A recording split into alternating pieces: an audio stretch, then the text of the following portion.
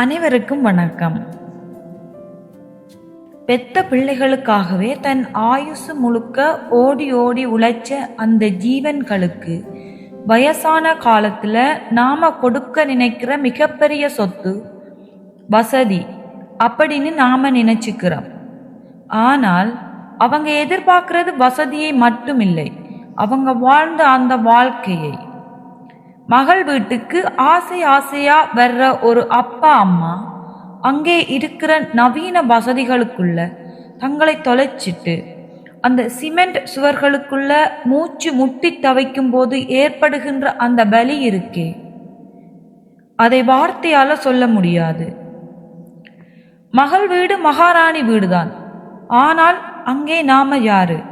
ஒரு தந்தையின் மனக்குமுறலையும் பாச போராட்டத்தையும் பற்றி பேச போற கதைதான் இன்னைக்கு நாம பார்க்க போகின்ற வேர்விட்ட மரங்கள். வாங்க கதைக்குள்ள போகலாம். மாணிக்கம் பால்கனியிலிருந்து வேடிக்கை பார்க்கிறார். எங்கும் சிமெண்ட் கட்டிடங்கள், தூரத்தில் கார்களின் ஹார்ன் சத்தம் மட்டும் கேட்கிறது. சாந்தி காஃபியுடன் வருகிறார். சாந்தி, இந்த ஊர்ல விடியறதே தெரியல பாரு. நம்ம ஊர்ல இந்நேர குருவி சத்தம், அந்த ஆத்து காத்துன்னு எவ்வளவு நிம்மதியா இருக்கும். விடுங்கங்க, பொண்ணு ஆசைப்பட்டு கூப்பிட்டான்னு வந்தோம். ஒரு வாரம் தானே, அட்ஜஸ்ட் பண்ணிக்கோங்க. அவளுக்கு நம்மள கவனிச்சுக்கணுங்கிற ஆசை. ஆசை இருக்குதான் சாந்தி. ஆனா காலையில 8 மணிக்கு லேப்டாப் முன்னாடி உட்காந்தா ராத்திரி 9 மணிக்கு தான் எந்திரிக்கிறா. அவ முகத்தை நிமிர்ந்து பார்க்க கூட அவளுக்கு நேரம் இல்ல. இதுல நம்மள எப்படி கவனிப்பா? அப்பா, இன்னைக்கு மதியம் நான் வர லேட் ஆகும். ஃப்ரிட்ஜில் எல்லாமே இருக்கு. மைக்ரோவேவ் ஓவன் எப்படி யூஸ் பண்ணணும்னு அம்மாக்கு தெரியும். நீங்க சாப்பிட்டு ரெஸ்ட் எடுங்க. சரிம்மா, ஆனா இந்த மெஷின்ல சூடு பண்ணி சாப்பிடுறது எனக்கு செட் ஆகல. சுட சுட ஒரு ரசம் வச்சு சாப்பிடலான்னு பார்த்தேன். மாமா, இங்க கவிதாவுக்கு ரொம்ப வேலை. நீங்க எதுக்கும் சிரமப்பட வேண்டான்னு தான் நாங்க வெளியில இருந்து ஆர்டர் பண்ணலான்னு இருக்கோம். உங்களுக்கு என்ன வேணுமோ சொல்லுங்க, 5 நிமிஷத்துல வந்துடும். இல்ல ராகுல், காசு கொடுத்து வாங்குறதுல இல்லாத ருசி நம்ம கையால செஞ்சு 4 பேருக்கு பரிமாறுறதுல இருக்கு. அதுதான் எங்களுக்கு பழக்கம். சாந்தி சமையல் அறைக்குள் நிற்கிறார். ராகுல் அங்கே தண்ணீர் குடிக்க வருகிறார். ராகுல் தம்பி, கொஞ்சம் அந்த மேல இருக்கிற பாத்திரத்தை எடுத்து கொடுப்பா. தம்பிக்கு பிடிச்ச மாதிரி ஒரு வடகம் வறுக்கலான்னு பார்த்தேன். அத்தை ப்ளீஸ், இங்கே சிம்னி போட்டாலும் அந்த வாசனை ஹால் வரைக்கும் வரும். அப்புறம் வீடு முழுக்க அந்த ஸ்மெல் இருக்கும். கவிதாவுக்கு தலைவலி வந்துடும்.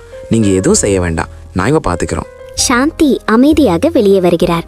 மாணிக்கம் இதை ஹாலில் இருந்து கேட்டுக்கொண்டிருக்கிறார். அவர் முகம் மாறுகிறது.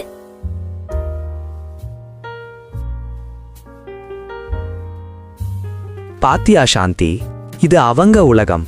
இங்க நாம வைக்கிற ரசவாசனையோ வடகம் பொரிக்கிற சத்தமோ அவங்களுக்கு தொந்தரவா இருக்கு.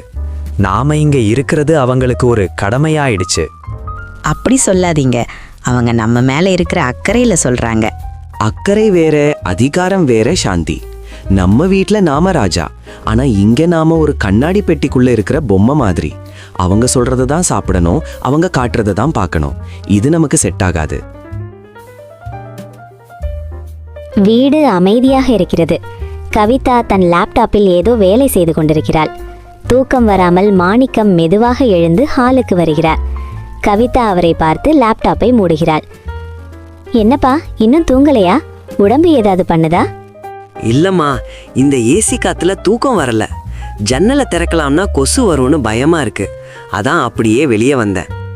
சாரிப்பா, உங்களுக்கு பிடிச்ச மாதிரி இங்க வசதி இல்லைல்ல. நான் இன்னும் பெருசா ஒரு வீடு பார்க்கணும்னு ராகுல் கிட்ட சொல்லிட்டு இருந்தேன். அங்க உங்களுக்குன்னு தனி ரூம், பெரிய பால்கனி எல்லாம் இருக்கும். வீடு பெருசா இருந்தா மட்டும் போதாது கவிதா, அதுல இருக்கிற மனுஷங்களுக்கு நேரம் பெருசா இருக்கணும். நீயும் ராகுலும் காலையில ஓடுறீங்க, ராத்திரி வர்றீங்க. ஒருத்தருக்கு ஒருத்தர் பார்த்துக்கவே உங்களுக்கு நேரம் இல்லை.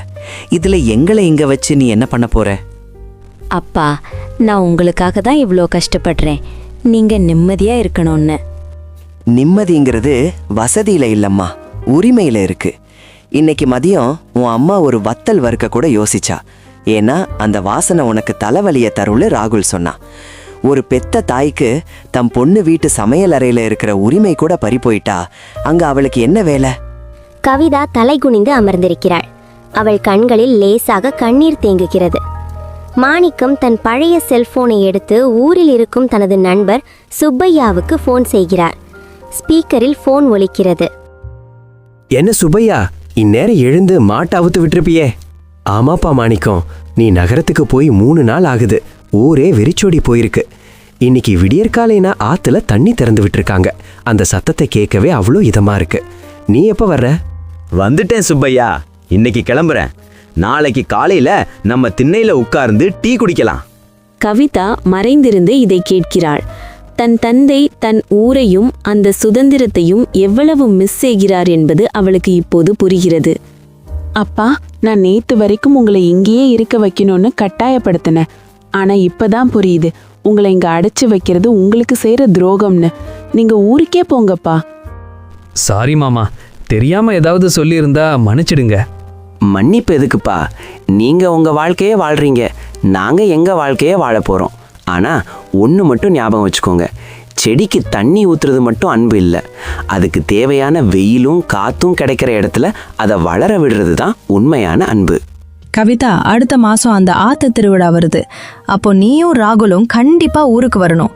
அப்போதான் நான் உனக்கு பிடிச்ச அந்த பழைய சோறும் வத்தலும் செஞ்சு தருவேன்.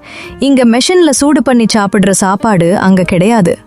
கவிதா சிரித்துக்கொண்டே கண்ணீரை துடைக்கிறாள்.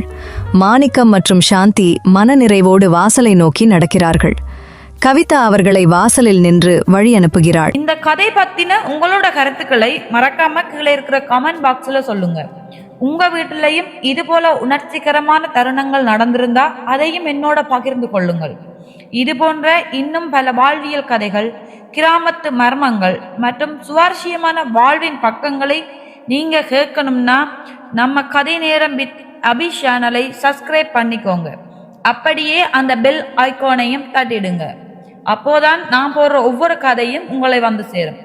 அன்பும் பாசமும் நிறைந்த மற்றொரு கதையோடு உங்களை மீண்டும் சந்திக்கின்றேன். அதுவரை உங்களிடமிருந்து விடைபெறுவது உங்கள் அபி. நன்றி, வணக்கம்.